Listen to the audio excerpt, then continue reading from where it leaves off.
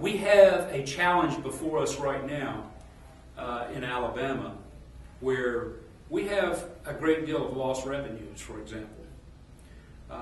My wife, for example, is a kindergarten teacher, has been teaching kindergarten or elementary education for about 23 years. In Alabama, we're going into proration, a reduction for education system, reduction in budgetary processes for education.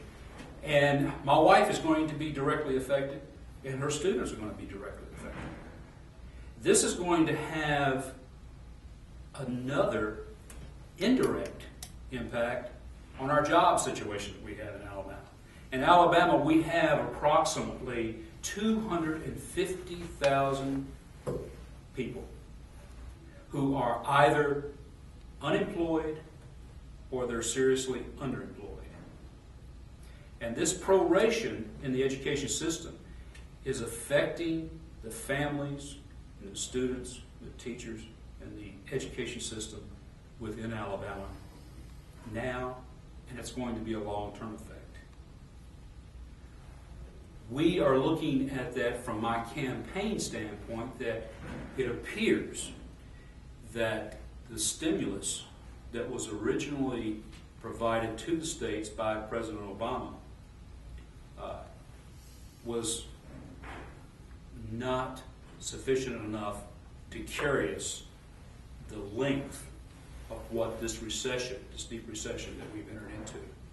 So it looks like, from Alabama's standpoint, that we're going to need additional funds, stimulus funds, from Washington to the states to be able to hopefully make it through this devastating recession that we've encountered.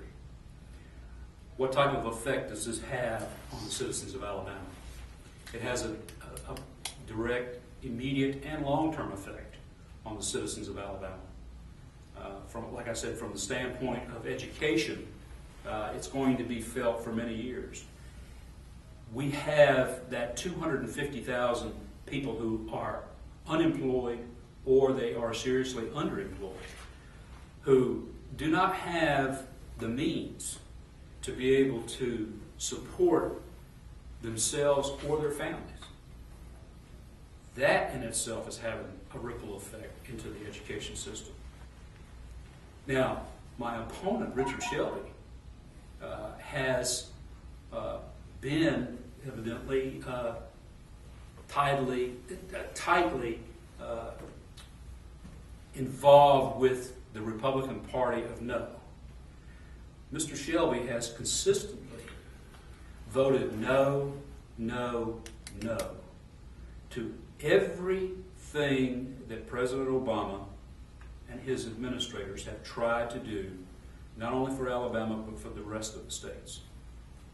For example, unemployment compensation.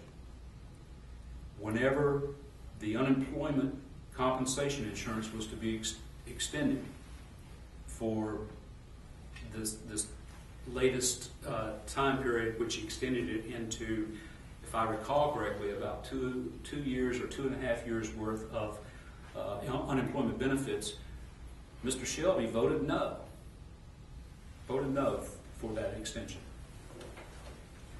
For the aid to states to help teachers, the school systems, firefighters, police officers, the aid to states, Mr. Shelby voted no for that extension of aid.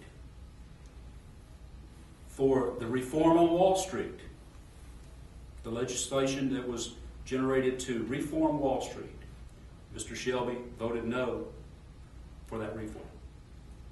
He has constantly and consistently voted no for every stimulus package that has been put forth to the Congress of the United States. Ladies and gentlemen, that's just totally unacceptable. Unacceptable. And the people of Alabama, the ones that I have been encountering, have basically told me that enough is enough, and they won't change. They want change not only in Alabama, but they want change in Washington.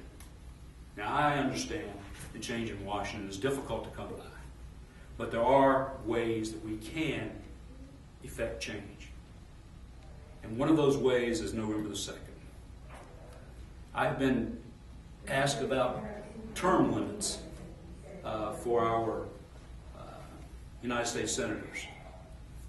My response to that quick question about term limits has been that we do have term limits. We do have term limits in place. Every 6 years, whenever you have an opportunity to go to the polls, you can elect not to send your representative back to Washington to represent you. But that's not been the case with Senator Shelby. So Senator Shelby has been elected for 4 6-year terms, and he's now asking for a 5th term, another 6-year term. And it's time that Alabama can now express their views and desires regarding whether or not all Alabamians, whether they are Democratic, Republican, or Independents, or whatever party that they may be affiliated with, whatever association they may be affiliated with, whether or not they want to send him back to Washington for another 6-year term. That's part of our democratic process and how we operate and what holds us together as a nation.